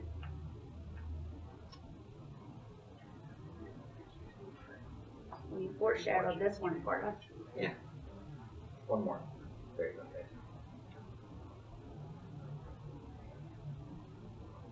Remind me what the columns are. PR is. Bullying reports. Okay. Suspensions. Behavior and referrals. Behavior referrals. BR's behavior. Or behavior. Yeah, we don't have that much bullying. Yeah. And those are all substantiated, verified, right? Or not Correct. just suspected? Not the reports are just submitted. The Yeah, bulletin reports are just reports submitted. Yeah. Got it. So those may be suspect. Yeah. Yes. The other ones are verified? Yes. Look, May's off to a start from high school, I see. Spring fever. And it's largely, it's select few students getting multiple. Frequent flyer. We talked about maybe trying to add that data into this, so we can see. Yeah, we're still working on how people enter the data. Okay. And how we can extract the data. And that's something that between EduClimber and Infinite Campus, et cetera, we're figuring out how we can do that and do it consistently and well. And I can do some breakdowns for June so you can see, you know, a little bit more about how frequent some of the select few have been and are. I mean, if you go through and you look, if you took all the high school referrals, I would say about 30% of them come from 4 students. I mean, you see significant, similar to middle school. Yeah. So they're behavioral, so can those kids go to Kellogg? No, I'm serious, because they're affecting the days of evacuating a classroom because one kid can't control themselves? That's not acceptable. And the short answer to that is no. It's an extremely complex question about, you know, can they go elsewhere? Right. I mean, we have to pay for it, I understand, but quality of education in the building. And for the student, that you might need more one-to-one. So my question is, do you see a trend, I'm sure you're following, whether or not it's like familial, you know, is it siblings, is it the same? In some cases. Yeah, so I just was curious, like, if we're bridging that gap too, maybe with psych and social worker. I was just curious, thank you.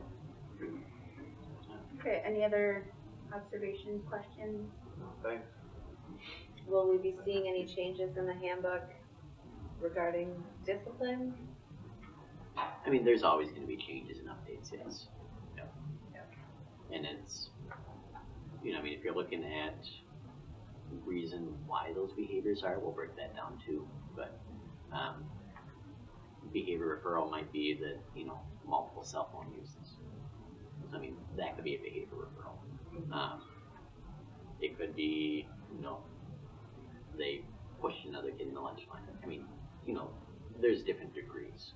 I was just learning, you know, how we don't necessarily have detention like we used to have detentions here, and after how many like suspensions. Have we looked at yellow cards and red cards maybe, or? Yeah. Oh, you got 3 yellows. Yep. I'm teasing. There are some survey comments related to detentions and behavior within the schools too. Yeah, and spending more money, and obviously we can't spend the money on that, but finding the money and resources for those problems that's been a community concern for a couple of years now. It's hard because consequence and discipline have to fit the crime, and it's not going to be a cookie cutter plan. It's just And the that's a tough research, one. It's got to be a tough one, right? research also suggests that your detention is not effective in correcting behavior. It has a very low return rate. You know, it works for some, about 30%, and for the other 70, it is not an effective deterrent, consequence, or anything else. So, the methods that are extremely effective are typically very labor-intensive. So, you know, trying to figure out where that line is and how do you walk it with the staffing you have available. I mean, that's where things get tricky for sure. Maybe a Challenge Academy boot camp day. Yeah, I mean, there's all kinds of stuff that can happen, and That's a bad idea. I'm sure they would love it. Well, field trip. They'll burn some calories. I don't think contacting parents, like if a kid misbehaves in school, and then the parent is contacted for awareness, great. But I always struggle with like, what do you want me to do? Like, I'm working, I wasn't there. Like, do something, like punish him, give him detention, give him whatever.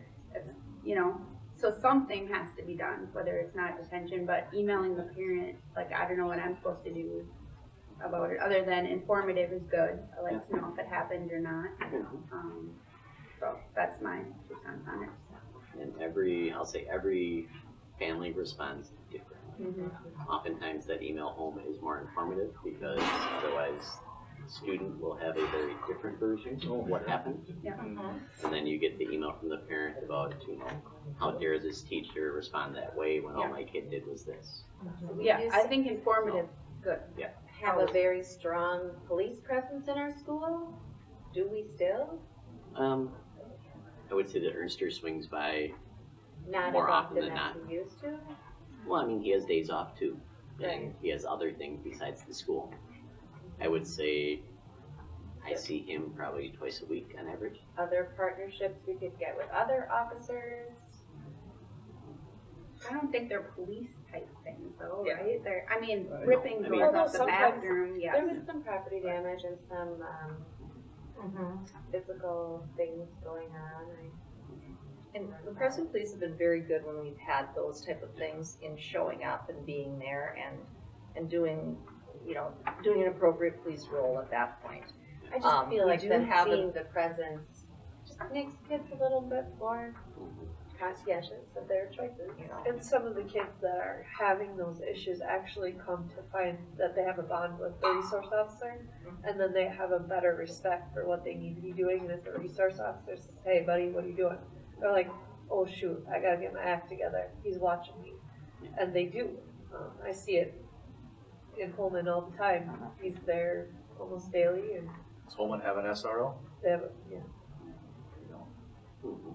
I mean, I'd like to see them have that reaction with principals and teachers, right? They, if the teacher's there, they should have that. There. And we don't have a school resource officer. Mike was promoted, so he has more desk time he has to do now, and so he's not able to come, you know, but he's not our school resource officer, so we'd have to either fund one or. Could we look into ways to get them? Get one? We can check into it. Yeah. Something I don't to know if there look. still are. There used to be grants and things, but then Yeah. you have to have a sustainable funding source after the grant comes out. I know the police department, just for regular police officers, struggles Can't to find find candidates, so. They've just Yeah, had they to just extended extend up. their application for the peace officer because they're not getting They're applicants. even offering signing bonuses now. Yeah. It's a tough market. It is. All right, let's keep moving along. Policies. Nikki, are you covering this one? I did not write this one. I didn't write a policy. No, that's all right. Yeah. So the overdose medication regarding the Narcan policy is still in writing only because we need to identify who the team is in each building and whether or not that also includes after-school activities and events on school grounds. Right. And suggestion from powers that be, et cetera, that are writing this is that it does not include after-school activities on school grounds. It's So 3 o'clock, it's during school hours is people when are this off the would be hook. enforced because you open up, you know, initially there's a learning curve and there's a lot of liability that goes along with it after hours too. Yep. That's a lot of hours to cover after hours and before hours. So you're And saying then- we need to identify a district planning team? I would assume that that should be identified and they should be trained before it's even in the building. Yeah. And Lauren's got a plan for that, so. Perfect. So I would not be comfortable approving this policy until that team Right. has been identified and trained. Right. We wanted to get it on as a first read because technically this has to be enforced by the beginning of next school year. And since we do monthly meetings and a read a month, we're getting kind of close to deadline. And we can still do the first read Yeah. tonight And without you can do it, having- and you guys can look at Yeah. things, then we can bring back with changes at the second Okay, or the good. third. Okay. So, the third will just be the final Just version. review for, Yeah. we're not voting. Good. And that's why I asked Brittany to put in here when we have policies, whether it's a first read or a second read, just so nobody has to look back. Have we done this before? And it just becomes a reminder. And then third read becomes action. Yeah. All right, any other comments or questions about the policy? Okay, people can reach out to you, Nikki, if they have questions. Okay.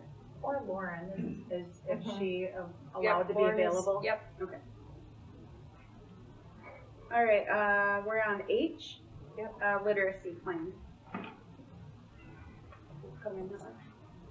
First reading, this is essentially all the things that are going on within the school building. There's a team of educators that work to make sure that we're using best practices. The state of Minnesota requires us to have a plan and to submit it by June 30th. So this is your first reading at all the different practices and methods we're using to help kids read well by third grade, which is a Minnesota state statute. There are changes coming as we've engaged Sarah Payne, a school psychologist, and basically functioning as a almost a curriculum director to really She's focus the on. MTSS Yeah. lead psychologist for HVED, and we are basically we are a guinea pig program for HVED to define how we're going to do this across the state or across the agency. And Sarah and I have gone through that, and we're working together. I head the curriculum committee in the district. I'm the curriculum director as well as superintendent. And so she and I are working hand in hand. This will be a literacy emphasis in the PK5 to begin with. We did go through and pull there was some language that we're not continuing to go ahead with. There's some other things, and we refined that for this read. Sarah has checked with all the grade levels to ensure accuracy after Jeff did it, because we found that it helps to have two eyes go and two people go and ask each grade band and their things, because sometimes when you say it in a different way, they see it a little differently. So that's fairly well up to date right now. I don't anticipate any more changes for the next meeting, not many more anyway. And the language it's written in is really for readability. And so we want parents to be able to read it and know what's going on at each grade band. So. Okay, any other comments, questions? Okay. Pre-sale report.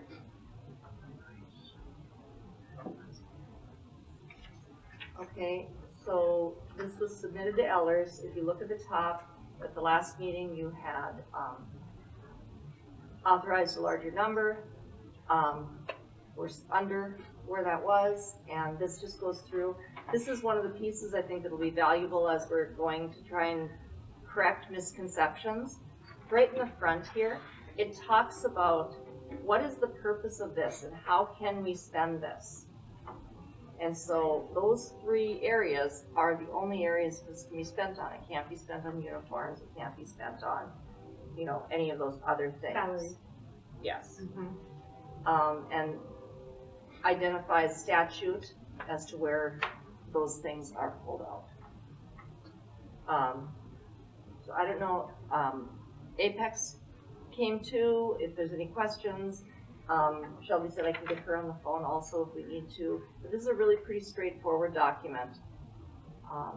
And it should go through and answer all the questions. I would suggest, if you haven't yet, to go through and review it in case you get questions about what's happening moving forward. And this is informational, nothing we need to vote. Great. Okay, any comments or questions on that one? And this is what we will be working with, is the sale of the bonds on the 31st. That's what the special meeting is for. Okay, we're on number 13, consent agenda. Move to approve consent agenda. Second. Any discussion? What were the contributions or donations? Sorry.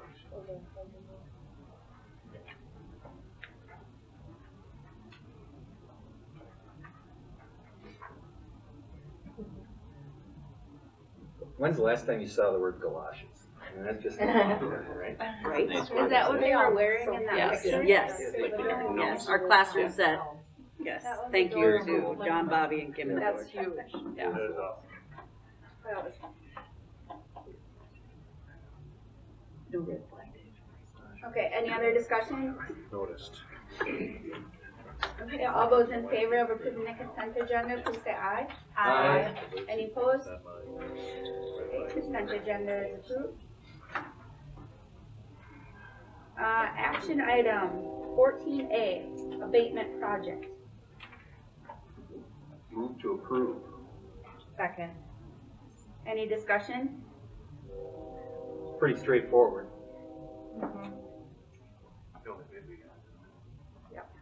It's the only one that was submitted? Yeah. There was a mandatory walkthrough. Pat, do you want to talk about that a little bit, or? Well, there was a mandatory walkthrough and Matthew was the only one that showed up, so that's who's did it. Yeah. And the alternates listed below, 2 of the alternates are for the district office, which includes some level changes or excavation and drainage, to adjust the drainage issue at the district office. Which I've heard gets pretty icy and dangerous. Yeah. We had several slip and falls in the, at the district office this year, yeah. And it's pretty, and the other alternate is the trash location there, and that's a slip and fall or a trip hazard because all the concrete's uneven and it's aesthetically not real great either, so that's gonna clean that up. And is someone lined up to run the plumbing under before they do the? Mm-hmm.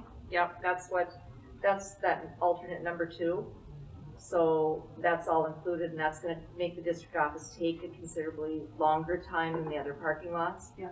But we will have the drainage set up so that we're not having the other pieces. We're bringing out the district office parking lot a little bit so we can maybe expand and put some more Foursquare or something else out for middle school to have a little play space on that end because we won't need all that parking all the time. Oh, that's great. So, yeah, just thinking out of the box a little bit there. But And also for the snow plumbing removal. to the concession stand is, the plumbing to go under for the concession stand? Oh, that plumbing. Yeah. I gotta check on that. No, I'm not sure about that one yet. Bathroom and water. Yeah. Yeah. Because we don't want that poured until No, that run that's, underneath. yeah. Yeah, Don't have to cut that back out. right. Good point, April. Any other discussion? Okay, those in favor of approving abatement project, please say aye. Aye. Any opposed? Okay, it's approved. 14B, boiler project. Motion to approve. I'll second. Okay, discussion? Pretty clear cut. We're saving $500,000?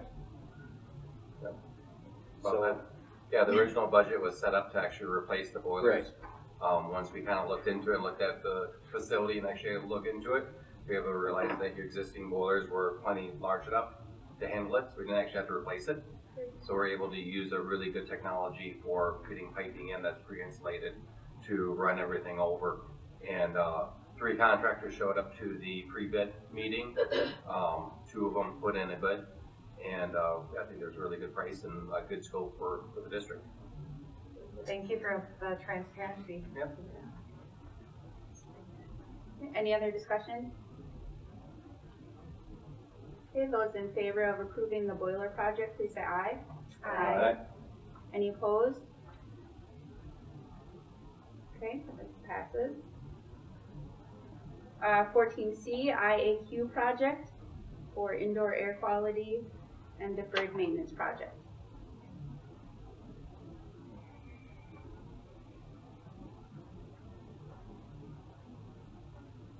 Move to approve. I'll second. Discussion?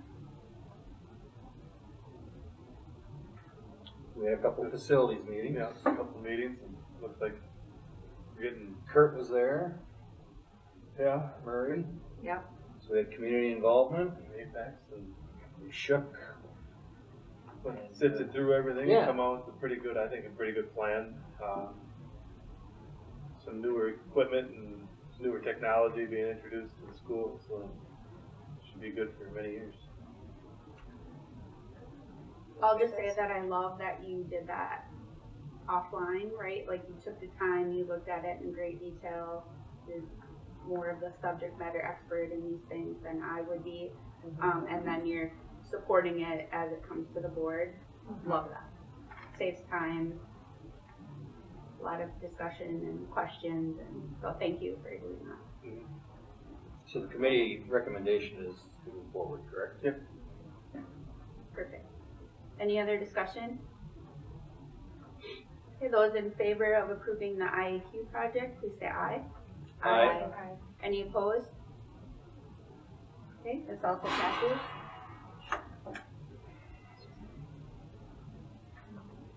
At this time, pursuant to Minnesota statute 13D, under the open meeting law, we will be moving into closed session. Is there a motion to move into closed session? Motion to move to closed session. I'll second. Okay, any discussion? Okay, all in favor of moving to closed session, please say aye. Aye. Any opposed? Okay, we're moving into closed session.